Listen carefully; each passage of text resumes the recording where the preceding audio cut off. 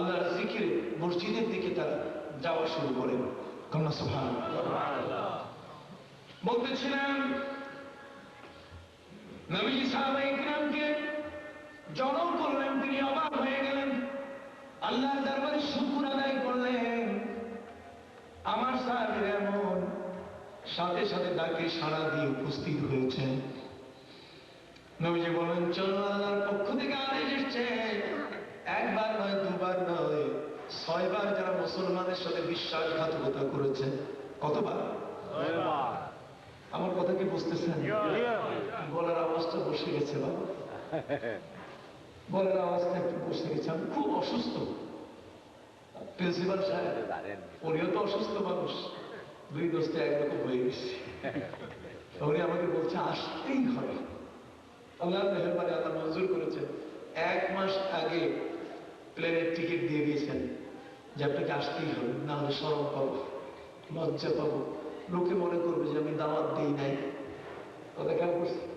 হতেই পারে যারা আমাকে ভালোবাসেন, মাওলানা কাফিরউদ্দিন সরকার সালেহীকে যারা ভালোবাসে, ওরা যেখানেই শুনবে ডাক দৌড়ে চলে আসে। কথা বুঝতে পারছেন? অথচ এই ভালোবাসায় আপনারা আসবেন, আর আমি এই সময় ঢাকায় থাকবো। আমি চিন্তা করলাম, একজন আলিম মানুষ আর একটা আলিম মাদ্রাসা, এই সবগুলো মিলিয়ে আমাকেও মানুষ আলিম বলে ডাকে। আমরা যেন কেউ বেইজ্জতি না হই, এই সবগুলো ঠিক রাখার তাগিদে কষ্ট হলেও আমি আপনাদের মাঝে হাজির হয়েছি। ভাঙ্গা গলে দুটো কথা বলি, আপনারা কেউ বেজার হইন না। কথা বুঝতে পারছেন? একটু কষ্ট করে আমার কথাগুলো বুঝে নেবার চেষ্টা করুন। হাজিরিন, প্যারা নবী হযরত মুহাম্মদুর রাসূলুল্লাহ সাল্লাল্লাহু আলাইহি ওয়াসাল্লাম এমন একজন সাহাবী পেয়েছেন যারা কোরআনের হিদায়াত গ্রহণ করেছেন। সুবহানাল্লাহ। আসুন আমি নিয়ে যাচ্ছি আপনাকে, আলা ইন্না আউলিয়া আল্লাহি লা খাউফুন আলাইহিম ওয়া লা হুম ইয়াহজানুন। ভাইরা আমার, সাহাবী নবী করিম সাল্লাল্লাহু আলাইহি ওয়াসাল্লামের দরবারে তারা হাজির হলেন। আল্লাহর নবী বললেন, শোনো, আল্লাহ পাক রব্বুল আলামিন জিবরাইল মারফতে এই মাত্র আমাকে জানিয়ে দিলেন, বনু কুরাইযা এক গোত্র আছে, সেই গোত্রকে অবরোধ করতে হবে, ঘেরাও করতে হবে তাদেরকে। এরা 6 বার আমাদের সাথে বিশ্বাসঘাতকতা করেছে। কয়বার? 6 বার। এরা আমাদের পাশের মানুষ। বারবার ওরা আমাদেরকে বলেছে যে আমরা ইহুদি এবং খ্রিস্টান, মক্কার কোন মুশরিক এবং মক্কার কোন পারভাসে আবু জেহেল এবং তার দলের সাথে আমরা কোনো সময় একাত্ম ঘোষণা করব না, তাদের দলে আমরা কোনোদিন যোগ দিব না। যদি আবু জেহেল মারা গেছে 2য় হিজরি সনে, কিন্তু খন্দকের যুদ্ধের সময় এর আগে বারবার তারা মুসলমানের সাথে কমিটমেন্ট দিয়েছে, মুসলমানের সাথে তারা অঙ্গীকার দিয়েছে, চুক্তিতে আবদ্ধ হয়েছে যে ওরা নীরব থাকবে, মুসলমানের পক্ষেও আসবে না, ওরা কাফেরদের, মক্কার কোন মুশরিকদের পক্ষে তারা কাজ করবে না। কিন্তু 6 বার তারা বিশ্বাসঘাতকতা করেছে। মুসলমানদের মারার জন্য কাফেরদের যা যা ঘাঁটি বুঝিয়ে দেওয়া দরকার, চিনাই দেওয়া দরকার, সবকিছু তারা চিনাই দিয়েছে। যে কারণে আল্লাহ পাক রব্বুল আলামিন বলছেন, এদেরকে আর সারা যায় না। জিবরাইল পাঠাই দিলেন নবীর কাছে, বললেন, নবীজি, বনু কুরাইযা গোত্রটি আপনি অবরোধ করুন, এদের বাইরের থেকে পানি বন্ধ করে দেন, রসদ বন্ধ করে দেন, খাবার লেনদেন বন্ধ করে দেন। মুসলমানরা 21 দিন পর্যন্ত তাদেরকে অবরোধ করে ফেলল।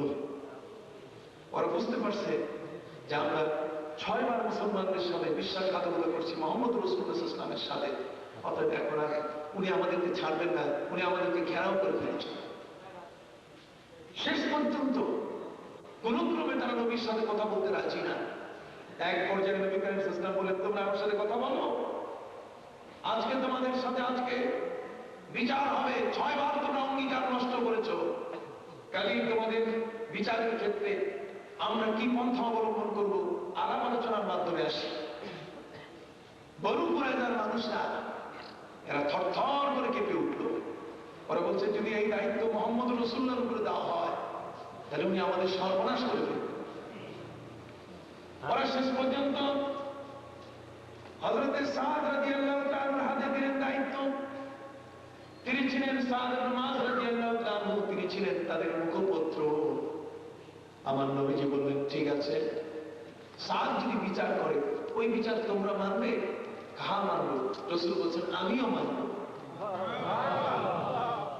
নবীজি সাদকে নিয়ে আসলেন। হযরত সাদ ইবনে মুআয রাদিয়াল্লাহু তাআলা আনহু খন্দকের যুদ্ধে তিনি আহত হয়েছিলেন। শত্রুপক্ষ আবু সুফিয়ানের পক্ষ থেকে একখানা তীর তার নাভির নিচে আঘাত করেছিল। নাভির নিচ থেকে রক্ত পড়ছিল। আল্লাহর হাবিব ওই খন্দকের জায়গা থেকে হযরতে সাদকে আনার জন্য তিনি সাহাবায়ে কিরামকে পাঠিয়ে দিলেন। হযরতে সাদ যখন এসে উপস্থিত হলেন, তখন নবীজি বললেন, কুমু ইলা সাইয়্যিদিকুম, তোমরা তোমাদের সরদারের জন্য দাঁড়িয়ে যাও। এই হাদিসের উপর ভিত্তি করে মিলাদের মধ্যে যে আমরা কিয়াম করি, কথা বলেন না, মিলাদের মধ্যে কি করি? কিয়াম করি।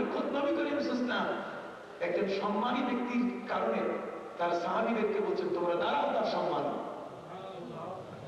কুমু ইলা সাইয়্যিদিকুম, তোমরা তোমাদের নেতার সম্মানে দাঁড়িয়ে দাও। সাহাবীরা সব দাঁড়িয়ে গেলেন তার সম্মানে। উটের পিঠ থেকে তাকে নামানো হলো। হাদিসের কিতাবের মধ্যে আছে, হযরত সাদকে এমন একটি ঘরের মধ্যে রাখা হলো, যেই ঘরের ভিতরে রাখার পরও তার ক্ষত স্থান থেকে রক্ত ঝরছিল। রক্ত ঝরতে ঝরতে ঘরের ভিতর থেকে বাইরে পর্যন্ত রক্ত চলে আসছিল। এত বেশি তিনি আহত হয়েছিলেন এই খন্দকের যুদ্ধে। নবী করিম সাল্লাল্লাহু আলাইহি ওয়াসাল্লামের সাহাবীদের মধ্যে এই একজন সাহাবী বেশি আহত হয়েছিলেন। শেষ পর্যায়ে নবীজি তাদেরকে ডাক দিয়ে বললেন, বনু কুরাইজা যে সাদ যা বিচার করবে তাই মানবো তো? অবশ্যই মানবো। নবীজি বললেন, সাদ তুমি যে বিচার করবে আমি রাসূল তা মেনে নেব। হযরত সাদ ঘোষণা দিলেন, বনু কুরাইজার ছোট্ট শিশু যারা, বনু কুরাইজার নারী যারা, আর বনু কুরাইজার বৃদ্ধ যারা, তাদেরকে ক্ষমা করা হলো। তারা মুসলমানের দাসত্ব বরণ করে থাকবে, এদের কোন শিরচ্ছেদ হবে না। আর বনু কুরাইজার যুবক যারা, তাদেরকে শিরচ্ছেদ করতে হবে। যখন এই যুবকদের শিরচ্ছেদের আদেশ তিনি জারি করলেন, তখন আর ঠেকায় কি, তারা নিজেরাই চুক্তিতে স্বাক্ষর করেছে যে সাদ যে বিচার করবেন সেই বিচার তারা মেনে নেবে। সেদিন বনু কুরাইজার যুবকদের মাথা উপরে নেওয়া হয়েছিল, কিন্তু তাদের শিশু, তাদের নারী এবং তাদের বৃদ্ধের গায়ে হাত দেওয়া হয় না। সাথে সাথে কোরআনের আয়াত নাযিল হলো যে সাদ যে বিচার করেছে সেই বিচারটি আল্লাহ এবং আল্লাহ রাসূলের মনোগত বিচার করেছে। কেন আমি আপনাদের সামনে কথাগুলো তুলে ধরলাম? আজ ওই পর্যাপ্ত বেঈমানদের আক্রমণে আমার ইরাকি ভাই বোনদের ঘরে ছোট ছোট শিশু যারা আছে, তারাও তাদের আক্রমণ থেকে রক্ষা পাচ্ছে না। আজ বৃদ্ধরা রক্ষা পাচ্ছে না, তাদের হাত থেকে আজ রক্ষা পাচ্ছে না। দুর্বল অবলা নারীরা পর্যন্ত।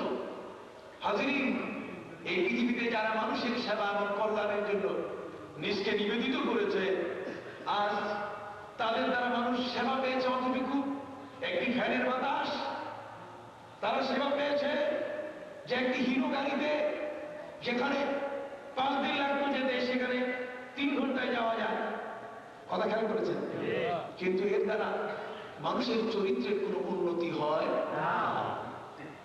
যে কারণে এই পৃথিবীতে হেদায়েত শব্দটিকে কেন্দ্র করে, হেদায়েত মানে সঠিক পথে কোন জাতিকে পরিচালনা করা।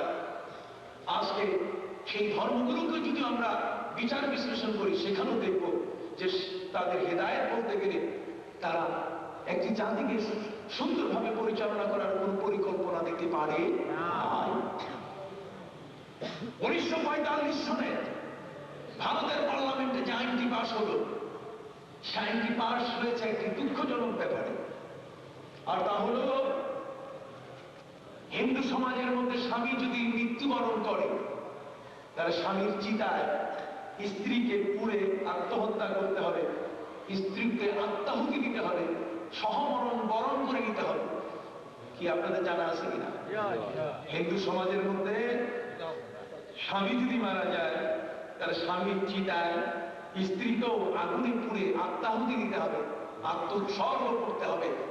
এটা তাদের একটি ধর্মীয় সিস্টেম, ধর্মীয় নিয়ম ছিল। যে নারী করতো না সে নারীকে তারা কোনো মতেই ছাড়তো না, আগুনে ফেলে দিত। 1995 সালে ভারতের পার্লামেন্টে এর বিরুদ্ধে আইন পাশ করা হয় যে কোনো ক্রমে কোনো নারীকে স্বামীর চিতায় আর কখনো আত্মাহুতি দিতে দেওয়া হবে না। যদি উস্কানি দাতা হিসেবে কাউকে পাওয়া যায় তাহলে তার বিচার করা হবে, তাকে ফাঁসিতে ঝুলা হবে। হাজরিন ভাইরা আমার, এমন একটি ধর্ম যেই ধর্মের একজন নারীর উপরে এত বড় অবিচার, স্বামীর মৃত্যুর সাথে সাথে